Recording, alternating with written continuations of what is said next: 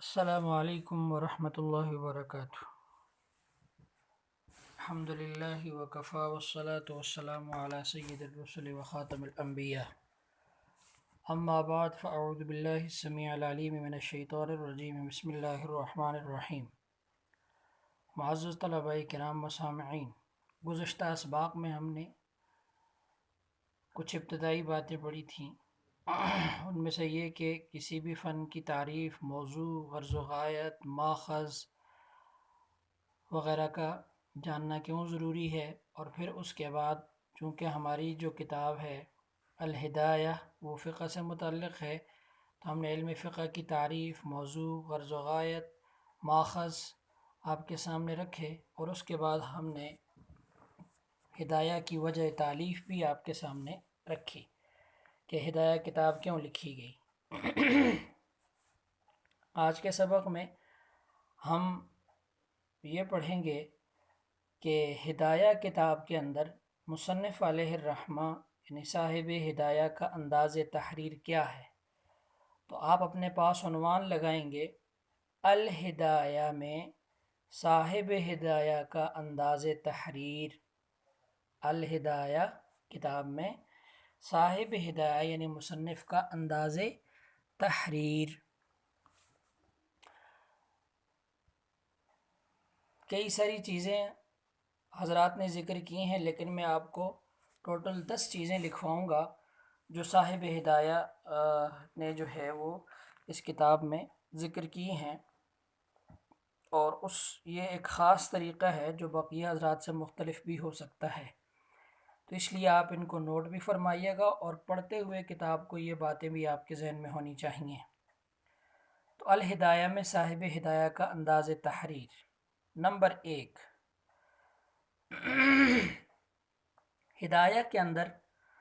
مختلف مقامات پر لکھا ہوتا ہے قال رضی اللہ عنہ۔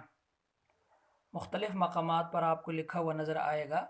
قال رضی اللہ عنہ، تو اس سے مراد خود صاحب ہدایہ ہیں، لیکن قال رضی اللہ تعالی عنہ، یہ رضی اللہ تعالی عنہ کا جو اضافہ ہے یہ ان کے تلامذہ کی طرف سے نسخوں میں کیا گیا ہے، جبکہ خود اصل نسخے میں قال العبد الضعیف عفى اللہ عنہ، جبکہ اصل جو کتاب ہدایہ کے نسخے ہیں ان میں یہ لکھا ہے قال العبد الضعیف عفى اللہ عنہ، تو بعد میں ان کے تلامذہ یعنی شاگردوں نے قال کو تو باقی رکھا، لیکن العبد الضعیف عفى اللہ عنہ کی جگہ انہوں نے رضی اللہ عنہ کہہ دیا۔ یہ ان کے ساتھ محبت اور الفت کی بنیاد پر انہوں نے ایسا کیا، تو یہ یاد رکھیے گا قال رضی اللہ عنہ آپ کو مختلف مقامات پر نظر آئے گا، تو اس سے مراد خود صاحب ہدایہ ہیں جی، اور رضی اللہ عنہ کا اضافہ ان کے تلامذہ کی طرف سے ہے۔ نمبر 2، مصنف علیہ الرحمہ کی عادت یہ ہے کہ جب اختلاف ذکر کرتے ہیں کسی کا، تو اس کے بعد جو قوی دلیل ہوتی ہے مختلف اقوال میں، یعنی ائمہ کا اختلاف ذکر کرتے ہیں، تو اس میں جو قوی دلیل ہوتی ہے اس کو آخر میں لاتے ہیں، یا یوں بھی کہہ سکتے ہیں کہ جو مذہب مختار ہوتا ہے، جیسا کہ ظاہر ہے صاحب ہدایہ کے نزدیک مذہب مختار احناف کا ہے، تو اس کی دلیل کو بالکل آخر میں ذکر کرتے ہیں، یعنی ائمہ کا اختلاف ذکر کیا، پھر اس میں جب ائمہ کے اختلاف کے دلائل ذکر کرتے ہیں تو بقیہ کے دلائل پہلے ذکر کرتے ہیں، اور اپنی دلیل یعنی راجح مذہب کی دلیل آخر میں ذکر کرتے ہیں، جس دلیل میں اقوال مختلفہ یعنی دیگر ائمہ کے دلائل کا جواب بھی ہوتا ہے اور اس مذہب کی ترجیح بھی موجود ہوتی ہے۔ تو نمبر 2 پہ آپ نے یہ لکھنا ہے صاحب ہدایہ کا انداز، کہ صاحب ہدایہ جب اختلاف ذکر کرتے ہیں تو مذہب مختار کی دلیل اور قوی دلیل جو ہوتی ہے اس کو آخر میں ذکر کرتے ہیں، جو کہ ماقبل کے دلائل کا جواب بھی ہوتی ہے اور اپنے دلیل اور اپنے مذہب کے لیے ترجیح بھی ہوتی ہے۔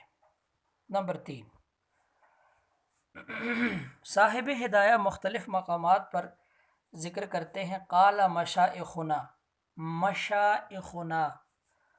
ذکر کرتے ہیں، تو مشائخ سے مراد اس مقام پر علماء ماوراء النہر یعنی بخارا اور سمرقند کے علماء مراد ہوتے ہیں۔ علماء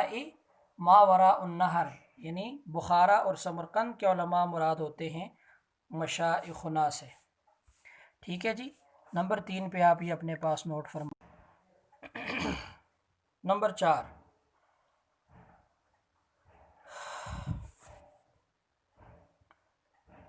صاحب ہدایہ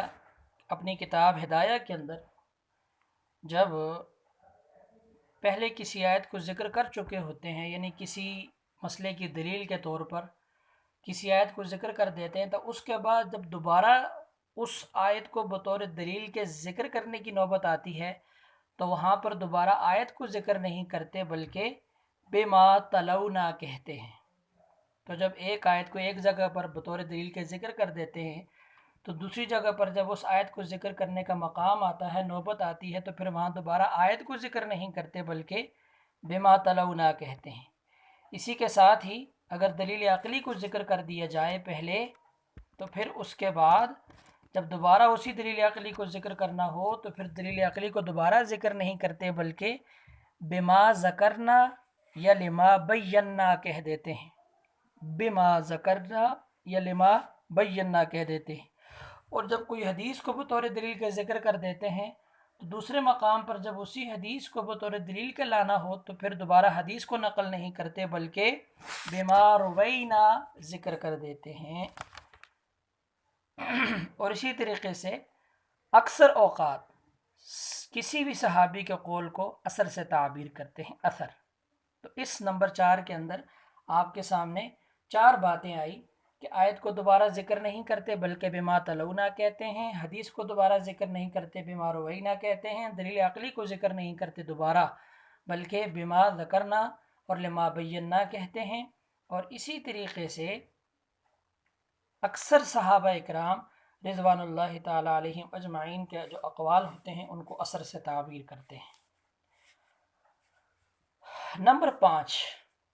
آپ یہ ذہن میں رکھیے گا کہ جہاں پر مصنف علیہ الرحمہ صاحب ہدایہ کسی مقام پر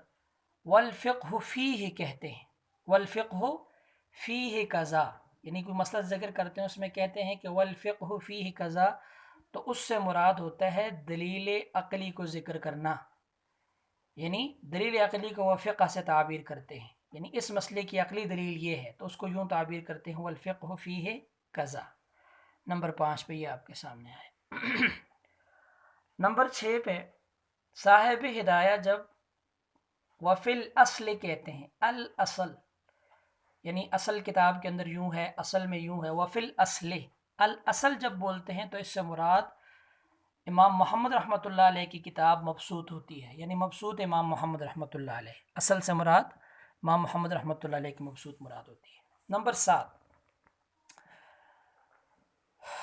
جب آپ کسی جگہ پر المختصر یا الکتاب بولتے ہیں تو اس سے مراد مختصر القدوری کی کتاب ہوتی ہے۔ المختصر اور الکتاب سے مراد مختصر القدوری کی کتاب ہوتی ہے۔ نمبر 8،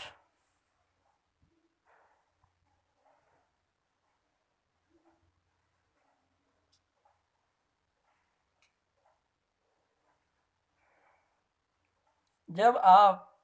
قدوری، جامع الصغیر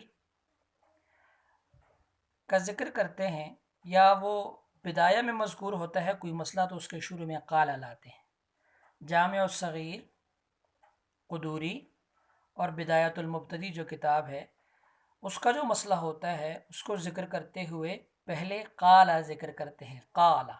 اس کے بعد کیا ہے مختصر القدوری یا جامع الصغیر یا یہ کہ بدایہ۔ اور جہاں قال ذکر نہیں کرتے تو اس کا مطلب یہ ہے کہ وہاں وہ جامع صغیر، قدوری اور بدایہ کا مسئلہ نہیں ہے، لیکن یاد رکھیے گا کہ یہ قاعدہ کلیہ نہیں ہے، اس کے خلاف بھی ہو سکتا ہے۔ تو نمبر 8۔ نمبر 9، صاحب ہدایہ جب عند فلاں کہتے ہیں، عند کے ساتھ، تو اس کا مطلب یہ ہے کہ یہ فلاں کا مذہب ہے، عند فلاں۔ اور جب عن فلاں کہتے ہیں تو اس کا مطلب ہوتا ہے کہ یہ فلاں سے روایت ہے، اس کا مذہب ہونا ضروری نہیں ہے۔ عن فلاں کا مطلب کہ فلاں کی یہ روایت ہے اور عند فلاں کا مطلب ہوگا کہ یہ فلاں کا مذہب ہے۔ نمبر 9۔ نمبر 10 پہ آپ یہ ذہن میں رکھیے گا کہ چونکہ مصنف علیہ الرحمہ